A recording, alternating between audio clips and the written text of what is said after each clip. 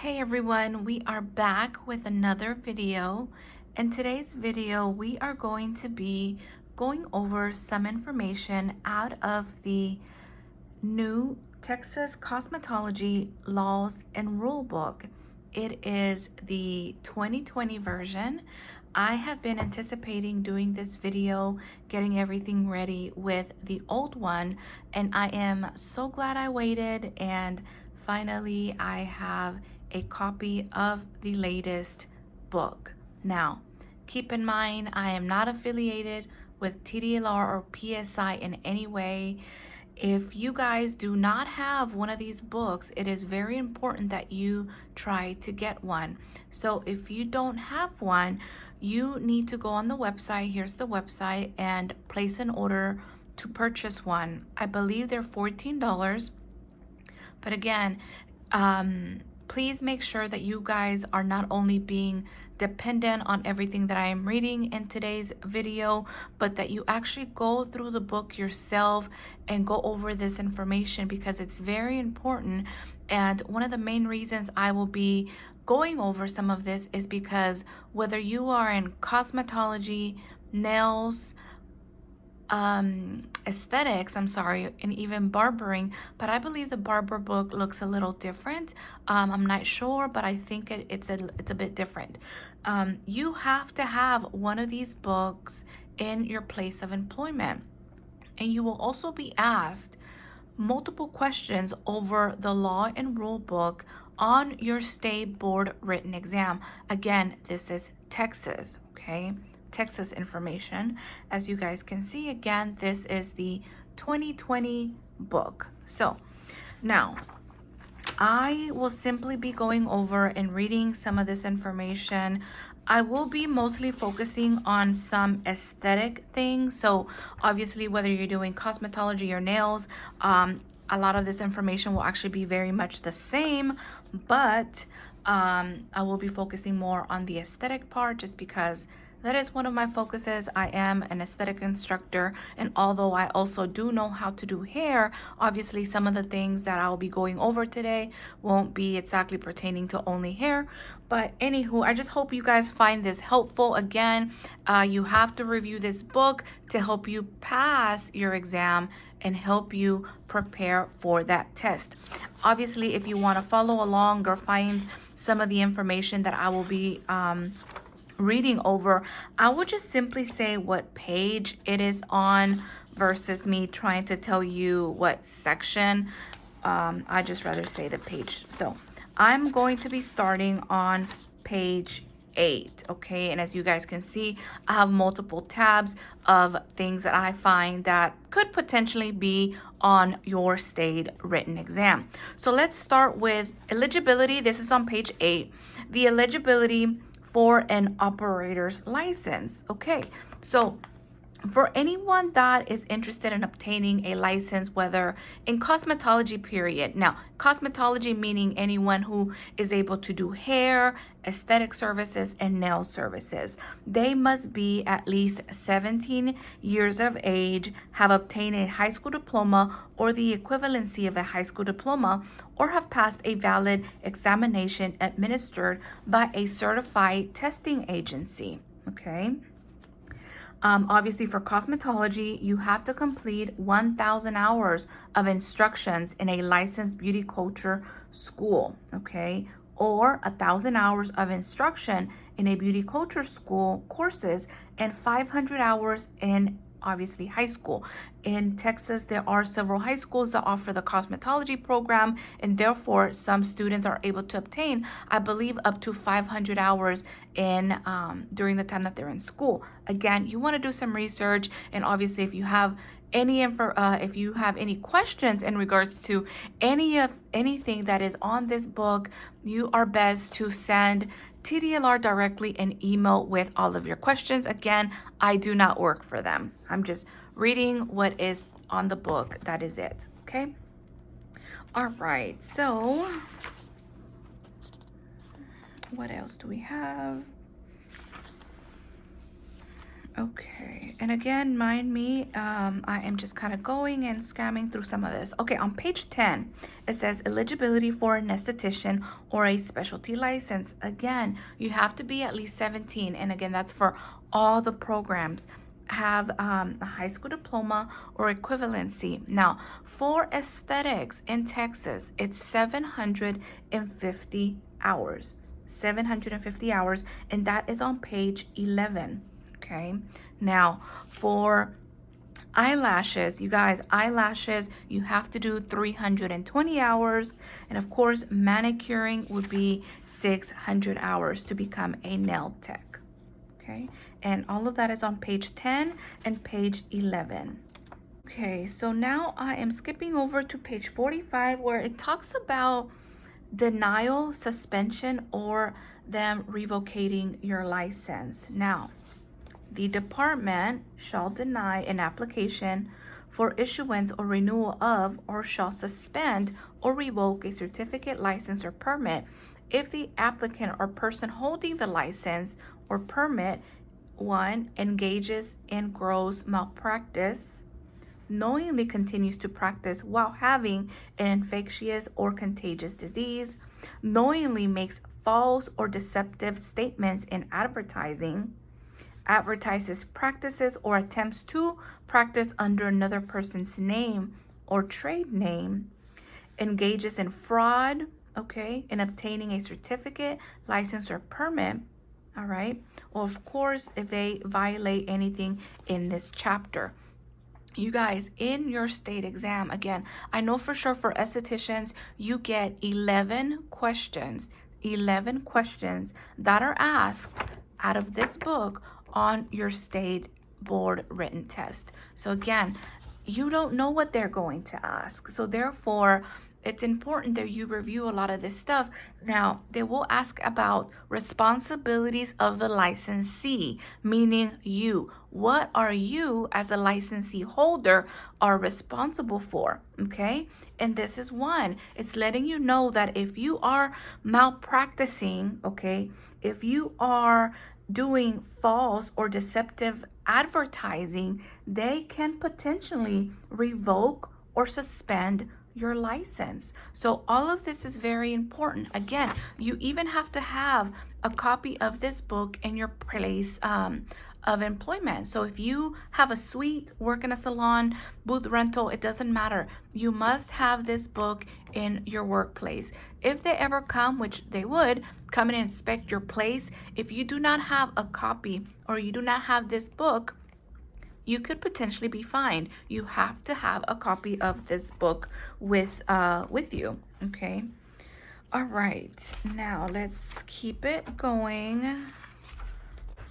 On page 52, you guys, where it says, the following words and terms when used in this chapter shall have the following meaning unless the context clearly indicates otherwise. So let's talk about booth rental.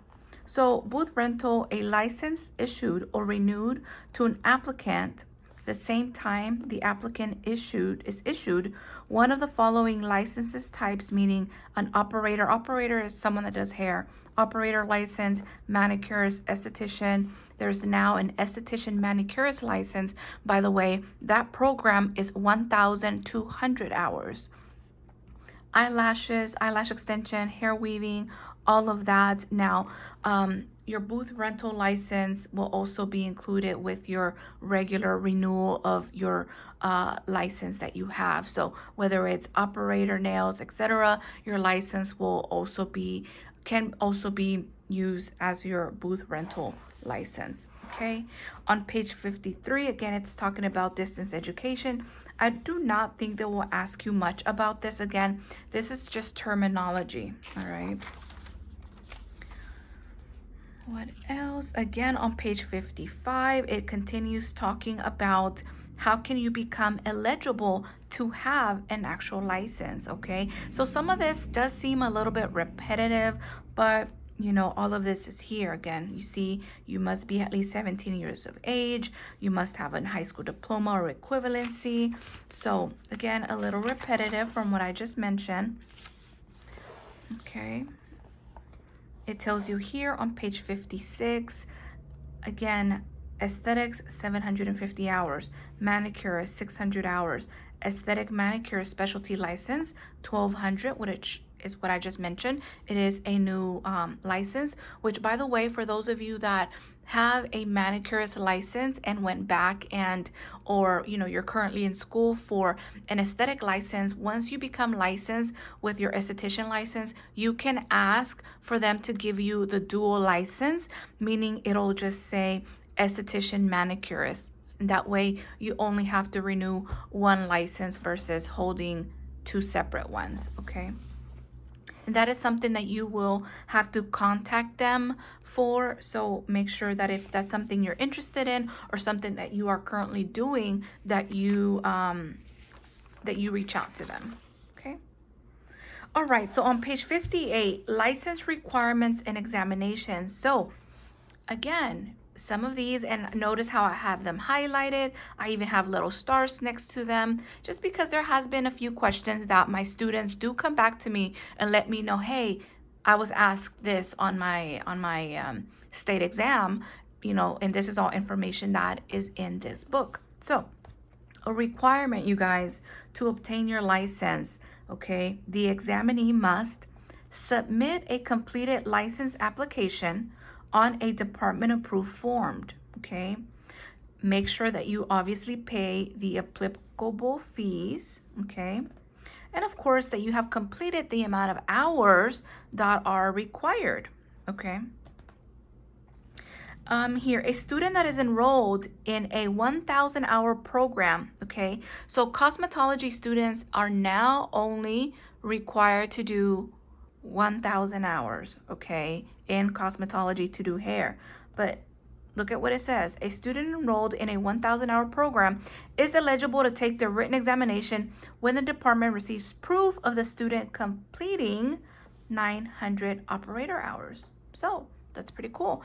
Back then when students were required to do 1,500 hours, students were eligible to do their written exam, the written part of the exam, at 1,000 hours, right? But now that they have reduced the hours to 1,000 hours, cosmetology students that are currently enrolled in the 1,000 hour program can take their written test at 900 hours, which is pretty cool.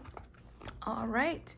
Again, the applicant must pass the written examination before being eligible to take the practical exam. Of course, you guys should already know that. You cannot take your practical test unless you have passed your written exam. Okay. What else? All department examinations consist of a written and practical part, a passing grade of 70. You need a 70 to pass. And yes, you can fail with a 69. All right. You must wear closed-toe shoes for the practical exam. I have mentioned that in plenty of my videos that some of you guys have probably seen. You must wear closed-toe shoes to your practical exam. Okay. All right. On page 59, this is on page 59, you guys. So beauty salons, specialty salons, mini salons, dual shops, mini dual shops, mobile shops, and booth rentals, independent contractors. So on A, to be eligible for a beauty salon, specialty salon, or dual shop, mobile mini salon, you must, which is what I said, again, all of this is very repetitive, you must obtain and have the current law and rule book, which is the book that you are seeing now. Okay, you must comply with the requirements, all right, of the act and this chapter. You must submit a completed application on a department approved form and pay any required fees. Okay. Again, you can obviously go over and continue reading as far as what you must have for a mobile shop license, what all will be required of you, and that is at the bottom of page 59. All right. On page 61, okay, on your state exam, I do not think that they're going to ask you anything about the beauty school culture. So like, what are the responsibilities of the actual schools? I believe they're not going to ask you anything about that at all. So Again, it's obviously good information to know, but if you're simply just studying for your written test, again, whether it's hair, nails, facials, eyelashes, I would just focus on what you would be responsible for as a license holder, okay? And health and safety, which we'll get into here in just a second. So again, all the whole beauty school stuff, the beauty school culture and what they're responsible for, again, you can read over it, but it's not something that they're not gonna ask you on your test, okay? All right, so license requirements, continuing education. All right, so where it says B, and again, as you can see here on the screen, to renew an operator license, an esthetician, manicurist, you get the point, okay? Any license that you hold, the licensee must complete a total of 4, okay, you guys, 4 continuing education hours through a department approved courses. Now, you can take these courses anywhere, you know, some schools offer them. Obviously, a lot of us sometimes do our continuing education online. So there's a lot of different websites out there that you could use to get your continuing education. And you need 4 hours of continuing education, all right? So that could definitely be a question that you will be asked, okay? So again, it's not 8, it's not 6, it's not 10, it's 4 hours of continuing education. All right, so 1 hour has to be over sanitation, okay, which is again required under the act and this chapter. On page 62 at the top, again, 3 hours in any topics listed in these subsections, okay? So will be any of this here. So there it is, and that's again on page 62. Now this is quite important here, all right? I don't remember seeing this in the last book, or maybe it was something that I just overlooked, but this is at the bottom of page 62, okay? A licensee shall retain a copy of the certificate of completion for a course, okay, for 2 years after the date of completion. In conducting any inspection or investigation of the licensee, the department may examine the licensee's records to determine compliance within this subsection. So what does that really mean? It means that once you do your continuing education, for example, let's say you do it online, they will obviously report the hours to TDLR that you have done your continuing education. At the end of that course, you are able to print a certificate. So that certificate, it is your responsibility to save it, record keep it for at least 2 years, okay? And again, another possible question that they may ask you. So the answer will obviously be 2 years. You keep and save your certificate for 2 years.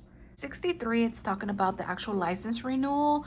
To renew a license, an applicant, meaning you, complies with, again, the applicable requirements of the Act and this chapter. You must submit an application on a department approved form. So obviously it would be on their website, on the TDLR website. You will, once your hours have been submitted, you will go on the website and pay for your license fee, and of course fill out a form and do all of that. And that's where it says pay the applicable fee that is obviously required. Okay. All right. Here's something that I do want to point out, you guys, because I get calls all the time or people asking about this. It is so important to keep up with your license and its renewal. Let's say you graduate, go take your written test, you pass. Take your practical test, you pass. You pay your fees, you pay for your license fee, you get licensed, you start working in the industry, and let's say a year later, you decide to take a break, or you are no longer interested, and another year goes by and it's time for you to renew that license. I would highly suggest that you guys keep up with the license renewal, even if you are not practicing, even if you are not using it. Again, I get so many calls from so many people that has happened to. They do not renew their license because they either felt like it was something that they wanted to stop doing, or they perhaps found, I don't know, in their eyes, we're making money, more money somewhere else, or whatever the case may be. Everyone has a different reason, and whatever reason it may be, they simply stop renewing their license, okay? Now, all of this information is here in this book, I'm sure, but what I'm just trying to say is that when you let that happen and you let your license lapse for several years, you guys, eventually the state will make you redo both your written and your practical state exam. All right. And if you are someone that has let their license expire and it's been 10 years, it may be that a lot of the things have changed with the test, not only the written, but obviously also the practical. So it's almost like you're having to retrain yourself, or even paying, hundreds of dollars trying to get retrained for someone to show you everything to be up to date with what you are going to be testing over. So my recommendation, my advice is to keep up with your license. I hold a Texas instructor's license, okay, and just a regular operator's license. I'm able to practice, teaching and working, okay, in a salon with my regular instructor and operator license. But you guys, I still renew my other license just because, it doesn't hurt me to just have it. And plus, you only renew every 2 years. So again, something to think about. If you're watching this video, then obviously you are perhaps in the beginning stages of trying to get licensed in the first place. But please remember this, do not let go of your license. Even if you, again, 10 years from now, you work for 10 years and you're like, oh, I'm done. I'm done doing, facials. I'm done with aesthetics. I'm done doing nails. I'm done doing hair. But you never know. You never know. So therefore, I just suggest that you keep up with it. All right. All right. So we are now on page 68. All right. As you guys can see, where I have highlighted and then I have a star right here. One of my girls did say that she was asked this. So just a heads up. All right, so inspection, just general inspection. All right. I'm gonna skip over, you guys. I'm gonna skip where oh no, let's just read it. Cosmetology establishments, again, this could be any establishment, whether it's hair, nails, and obviously skin. So cosmetology establishment shall be inspected periodically or as a result of a complaint. All right. These inspections will be performed to determine compliance with the requirement, obviously the requirements of the Act and this chapter, particularly those requirements relating to the public safety, licensing, and sanitation. Again, very important. In addition, the department will make information available to cosmetology establishment owners and managers on best practices for risk reduction techniques. All right, that's on A. We're on bullet point B. So inspection, you guys, inspections shall be performed during the normal operating hours of the cosmetology establishment, except for the first initial inspection of beauty culture schools, again, or in a salon. It will be more like a scheduled inspection. But after that, they can just come into your place of business as long as it's during working operating hours. Okay. All right. On page 69, it is going over corrective modifications following the inspection. So again, another perhaps potential question that you may be asked. So let's say they come and inspect your salon and they find something wrong or something that you are needing to fix, okay? That's what this is going over. When corrected modification is achieved, compliance are required. The department shall provide the owner a list of required corrective modifications, meaning what are you? There will give you a list of things that you will need to fix. They give you 10 days. Within 10 days after receiving the list of required corrective modifications, the owner shall complete all corrective modifications and provide verification in a manner prescribed by the department. So they will tell you how they would want you to submit your corrective actions based on the findings that they found, okay? So 10 days. They give you 10 days to fix what you need to fix and obviously submit it to them, okay? All right, on page 70, we're on page 70, okay? Right, responsibilities of individuals, okay? A licensee is restricted to working in a licensed facility, but may perform a service within the scope of the license at a location other than a licensed facility for a customer who is unable to receive a service at a licensed facility because of illness or physical or mental incapacitation, okay? Will receive the services in preparation for and at the location of a special event, and of course makes the appointments for services through a licensed facility, okay? So again, these are things that you, the individual, is responsible for. Okay, on page 71, licensees who lease spaces as an independent contractor on the premises of a cosmetology establishment must hold a booth rental permit, okay? Specialty certificate holders may only perform the practice authorized by that specialty certificate.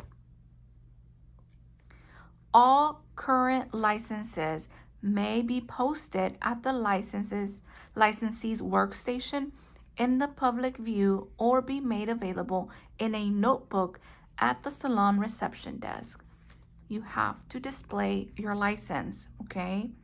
And you must have a current picture, okay? A current photograph of the licensee, meaning you, that will be approximately 1.5 by 1.5 inches. And it would have to be attached to the front of the license, okay? Licensees, again, you need to notify the department in writing of any name changes within 30 days of the change. Another potential question, you guys. You have 30 days to notify TDLR of any kind of change, okay? In this case, we're talking about name change, all right?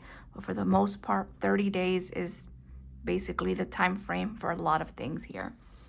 Licensees must notify the department within 30 days following any change of address. Again, if you moved, you have to let them know, send them an email and notify them, okay?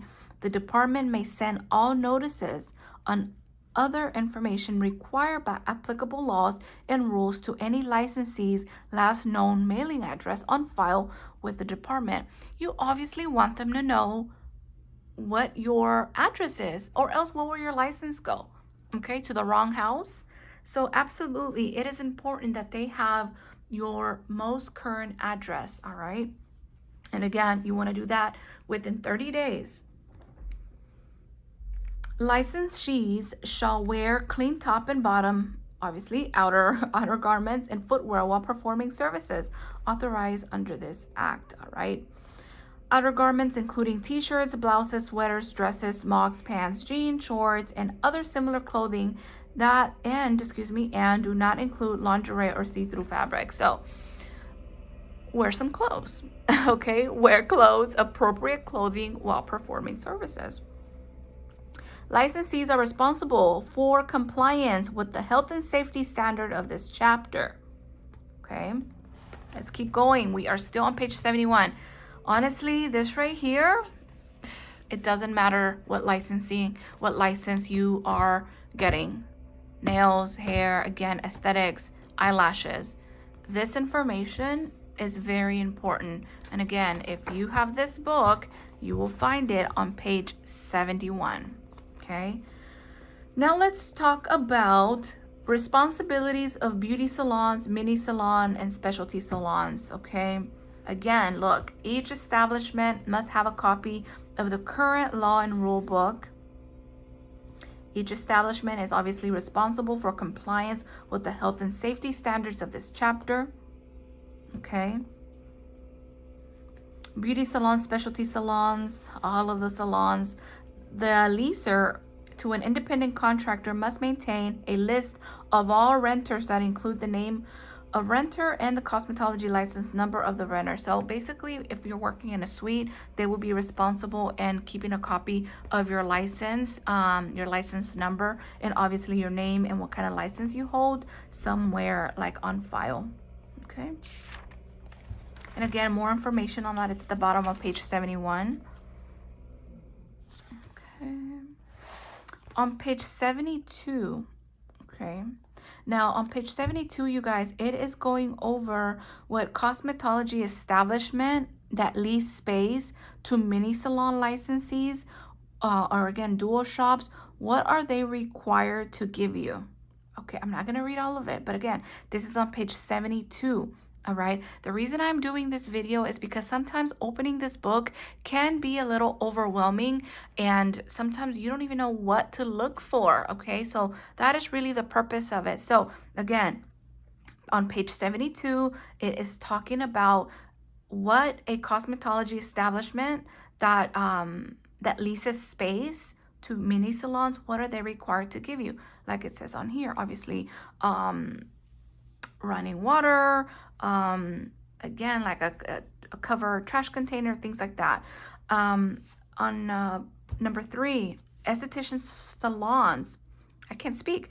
Esthetician salon shall provide the following equipment for each licensee present and providing services: 1 facial bed or chair and 1 mirror. Again, that could be a question that you are asked on your test for those SDs watching. Okay. Again, it also talks about lash extensions, what would be needed, wig salons. So all of that is on page 72 and 73. Okay, on page 74, this is important. All booth rental licensees acting as independent contractors must have the following items. All right. 1, a wet disinfectant soaking container, large enough to fully immerse tools and implements. A clean, dry, debris-free storage area. A suitable receptacle for use of towels, linens, okay? And a current law and rule book. You see how important this book is, all right? What else? What else? And again, it's just saying that even if you are a booth rental licensee acting as an independent contractor, you must comply with all state and federal laws relating to independent contractors. So again, very, very important. Page 85. On page 85, it's now talking about health and safety. You're going to get asked about this 100%. All right, health and safety. So the following words and terms, when used in this chapter, shall have the following meaning unless, of course, context clearly indicates otherwise. Chlorine bleach solution, a chemical used to destroy bacteria, to disinfect implements and non-porous surfaces. Solution should be mixed fresh at least once a day, okay, as used in this chapter. Chlorine bleach solution fall into 3 categories based on concentration and exposure time. So what are those? A, low-level disinfection, okay, 10 to 200 ppm. What you do is you add 2 teaspoons of household 5.25% bleach to 1 gallon of water, okay? Soak 10 minutes minimum. B, this will be considered a high-level disinfectant, 1000 ppm. Add one third of a cup household bleach, 5.25% bleach, to 1 gallon water. Soak time will be 20 minutes minimum. Okay. Then we have C, blood and body fluid cleanup and disinfection. Add 1 3/4 cup of household 5.25 bleach to 1 gallon of water, also referred to as a 10% bleach solution. Okay, and we discussed this on our chapter 5, infection control. Clean and cleansing, washing with liquid soap and water, detergent, antiseptics, or other adequate methods to remove all visible debris or residue. Cleansing, okay, cleansing is not disinfection, you guys. Disinfect or disinfection, the use of chemicals to destroy pathogens on implements and other hard, non-porous surfaces to render an item safe for handling, use, and disposal. Disinfectant. So in this chapter, one of the following department-approved chemicals, A, an EPA registered bactericidal, fungicidal, and virucidal disinfectant used in accordance with the manufacturer's instructions. We're on page 86 at the top. B, a chlorine bleach solution used in accordance, again, with this chapter. So, you guys, EPA, we talked about EPA, again, in our infection control chapter. If you have not watched that, I suggest you run over there and do so, all right? EPA registers bactericidal, fungicidal, virucidal disinfectants when used according to manufacturer's instructions. A chemical that is a low-level disinfectant is used to destroy bacteria and to disinfect implements and non-porous surface. Again, a non-porous surface will be something that is obviously not porous, that does not absorb any type of liquid, you guys, okay? All right, multi-use items. Items constructed of hard material with smooth surfaces such as metals, glass, or plastic, typically for use on more than one client. The term includes, but is not limited to such items like clippers, scissors, combs, nippers, tweezers, for example, extracting tools, and some nail files, okay? So those will be multi-use items. Single-use items, in the other hand, which again, most of them will be porous, meaning they absorb liquids, like a cotton round, that is a porous item. So these items are made or constructed of cloth, wood, or other absorbent material, having rough surfaces usually intended for single use, included but not limited to such items as tissues, orange wood sticks, cotton balls, threads, surgical tapes, extension pads, some buffer blocks, and gauze.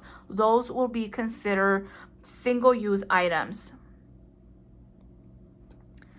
Sterilize or sterilization. So to eliminate all forms of bacteria or other microorganisms by use of an autoclave or dry heat sterilizer. Again, we are still on page 86. Sanitize or sanitization. Okay, so to reduce the number of microorganisms to a safe level by the use of an ultraviolet sanitizer. Okay. Let's keep going. Health and safety standards, department-approved disinfectants. So again, EPA registered bactericidal, fungicidal, virucidal disinfectants shall be used as follow. Implements, right here, implements and surfaces shall first be thoroughly cleaned of all visible debris prior to disinfection. EPA registered bactericidal, fungicidal, virucidal disinfectants become inactivated and ineffective when visibly contaminated with debris, hair, dirt, and are like any type of particles. So what does that mean?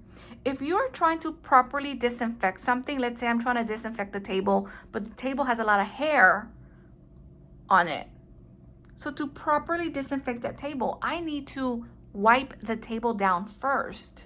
okay? I need to remove any visible debris, dirt, hair, whatever it may be on it first prior to me using a registered disinfectant, something like, again, an EPA, to properly disinfect that table, okay? So some disinfectants may be sprayed on instruments. Again, I would spray a table, right? On instruments, tools, or equipment to be disinfected.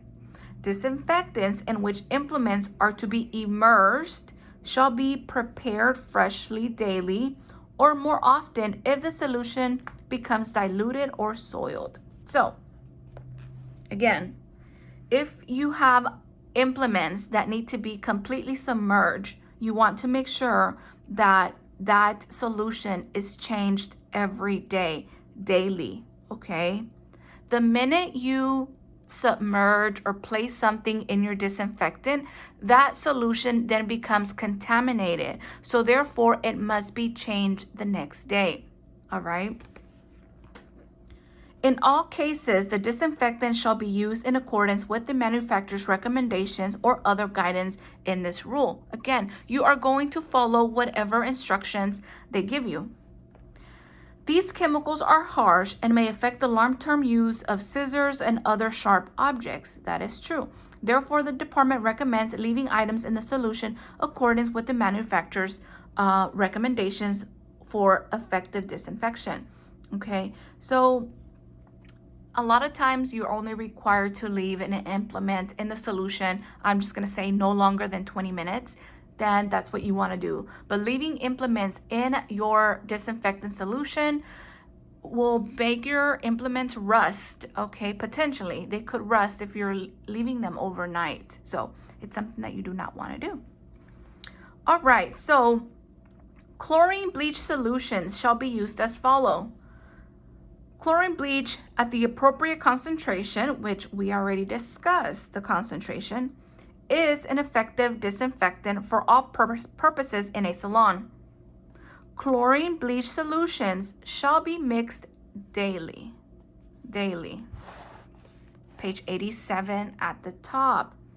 Chlorine bleach solution shall be kept in a closed cover container and not exposed to sunlight.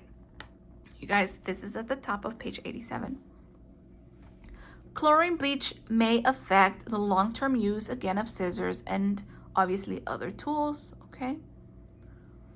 Chlorine bleach vapors might react with vapors from other chemicals. Therefore, chlorine bleach shall not be placed or stored near other chemicals used in the salon. For example, acrylic monomer, alcohol, or other disinfecting products, or obviously near flames. You don't want to do that. Used or soiled chlorine bleach solution shall be properly disposed of each day. All right, that's a lot of information, but trust and believe these will be on your exam, okay? We just do not know exactly what they're going to ask, but they're going to ask you about health and safety and responsibility of the licensee.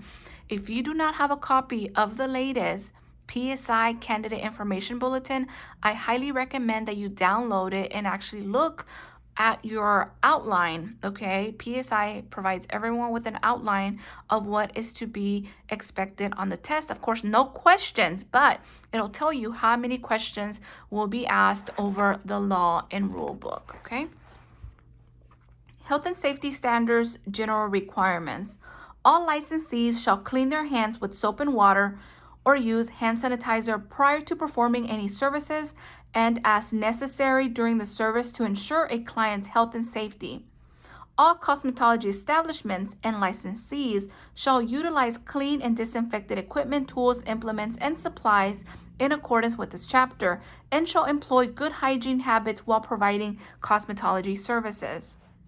A licensee may not perform services on a client if the licensee, okay, has reason to believe the client has a contagious condition such as head lice, mites, ringworm, conjunctivitis, or inflamed, infected, broken, raised, or swollen skin or nail tissue, or an open wound or sore in the area to be serviced.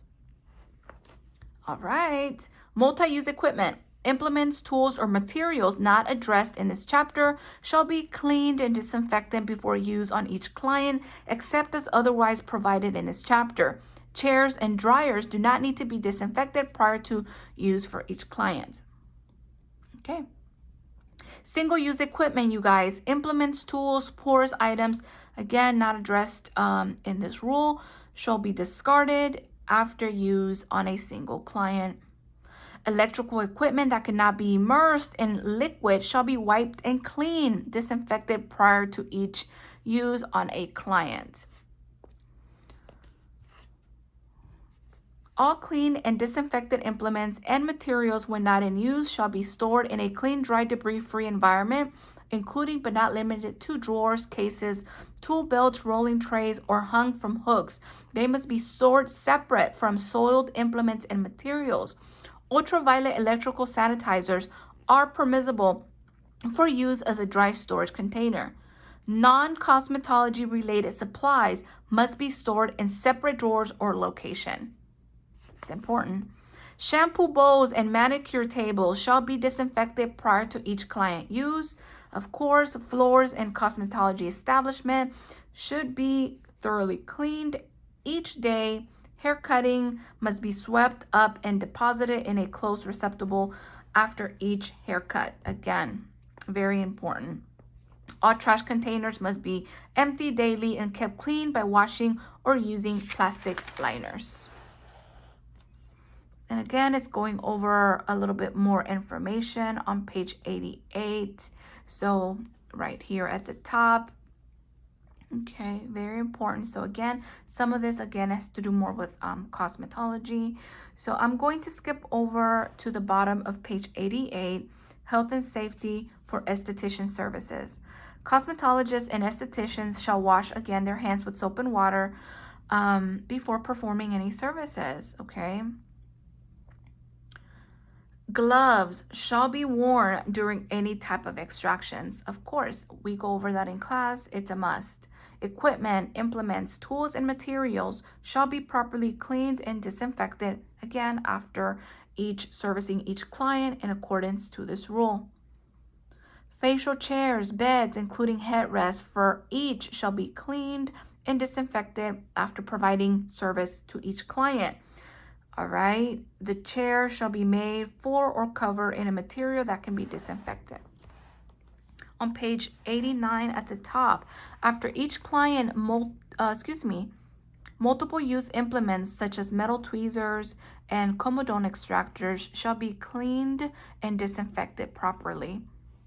The following implements are single-use items and shall be discarded in a trash receptacle after each use. Again, you cannot reuse cotton rounds, cotton pads, gauze, wooden applicators, gloves, things like that. All of that must be discarded after each use.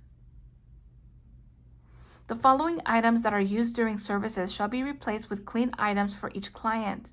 Okay, disposable and terry cloth towels, hair caps, headbands, brushes, gowns, makeup brushes, spatulas that contact skin, or products from multi-use containers, sponges, and other items used for a similar purpose as one or more of the items listed above.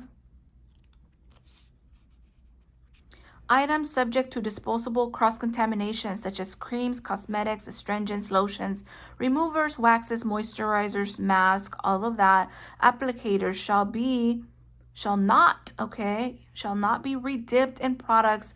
Permitted procedures to avoid cross-contaminations are disposing of the remaining product before beginning service on each client, using a single-use disposable implement to apply the product and disposing of each implement after use, or using an applicator bottle to apply the product. So we dispense items. If they're in a jar, we dispense with a spatula and we close the container. Okay, if you're needing to dispense more product, you will use a separate spatula to avoid cross-contamination. Okay, bottom of page 89, it's going over health and safety standard temporary hair removal services. Cosmetologists and estheticians shall wash their hands again with soap and water or, using a liquid hand sanitizer prior to any service. Again, we already went over that. Cosmetologists and estheticians shall clean the areas of the client's body on which the service is to be administered. Cosmetologists and estheticians performing temporary hair removal services involving the use of depilatories, preparations, or tweezing techniques shall dispose of, after each use, all products or single-use items that have been in contact with the client's skin. All wax pots shall be cleaned and disinfected in accordance to the manufacturer's recommendations. No applicators shall be left standing, in the wax at any time, and wax may not be reused under any circumstances. All multi-use items shall be properly cleaned, disinfected, and sterilized or sanitized prior to each service, again in accordance with this chapter. If you are a manicurist, on bottom of page 89, it will continue talking about manicure and pedicure services, the health and safety standards for you guys, and all of that information can be found on page 90. So if you are a nail tech, if you're a nail tech taking this test, bottom of page 89, and 90 at the top, all of that, it's going over health and safety standard, It's also going over electric drill bits, Health and safety standards for foot spas, basins, and spa liners. All of this information, you have to read it, If you're a nail tech, again, page 89, 90, 91, you must read that information. 92, that is for you nail techs, all right? So page 89 to 92, nail techs, read over that information before taking your written exam. Again, this is on the new book. If you have the old book and you cannot or have not received this new one, I suggest you look for that information on the, I think it was a 2018 book. But anyways, you will most likely, all of that information will be there. So please, please, please don't ignore it. All right. Lastly, I wasn't sure how long this video was going to be, you guys, but it's a lot of stuff, all right? But it's all very important, but this is it. This is the last part. Okay, so on page 94, it is talking about health and safety standards for blood and body fluids, You guys, blood can carry many pathogens. For this reason, licensees should never touch a client's open sore or wound. Powdered alum, styptic powder, or a cryonoculate, Band-Aid, for example, liquid Band-Aid, may be used to contract the skin to stop minor bleeding and should be applied to the open area with a disposable cotton tip instrument that is immediately discarded after the application. You guys, you may be asked this on your test. This right here, In the case of blood or body fluid contact on any surface area, such as a table, chair, or the floor, an EPA registered hospital-grade disinfectant, a tuberculocidal disinfectant, or a 10% bleach solution. What is that? That will be 1 3/4 of a cup of bleach to 1 gallon of water. Would have to be used per the manufacturer's instructions immediately to clean up all visible blood or body fluids. That is to properly disinfect a table, a chair, or the floor. All right. If any non-porous instrument is contacted with blood or body fluid, it shall be immediately cleaned and disinfected. Again, using an EPA registered hospital grade disinfectant. Same instructions. Same instructions. Or totally immersing, into a 10% bleach solution, you guys, for at least 5 minutes. It's all right here. If any porous instrument contacts blood or body fluid, obviously it should be immediately double bagged. Double bagged, there's your answer. Double bagged and discarded in a closed trash container or a biohazard box. That's very important. Okay, all of that, everything that I have just read is very, very important that you guys remember this information. Okay. All right, so again, there's so much more. Okay, there is definitely so much more.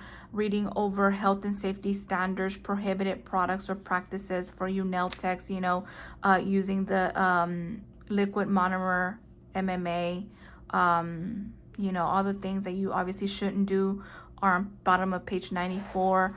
On page 95, it is talking about the health and safety standards of an actual establishment, you guys. Making sure that the floors and ceiling, the walls and everything, the furniture, that everything is in good standing, okay? What should an establishment have? Like a bathroom, for instance, stuff like that. That information can be found on page 95. On page 96, for you eyelash techs, I haven't forgotten about you guys, all right? But on page 96, there's health and safety standard for eyelash extension application services. All of that is on page 96. On page 96, eyelash extension application services. Again, this is from the 2020 Texas Cosmetology Laws and Rule Book, you guys. This concludes this video.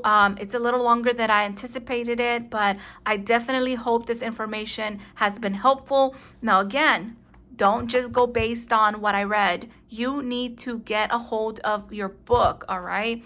The 2020 book is what you want. Again, I'm not affiliated with TDLR in any way. I'm just doing this video so that it could potentially help a lot of you guys out there that are, again, don't know where to start by opening this book and don't know exactly where to find all of this information.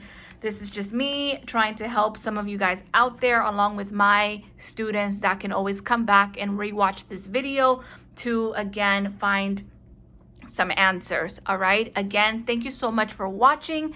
If you found this helpful, don't forget to like the video and subscribe. See you guys on the next one.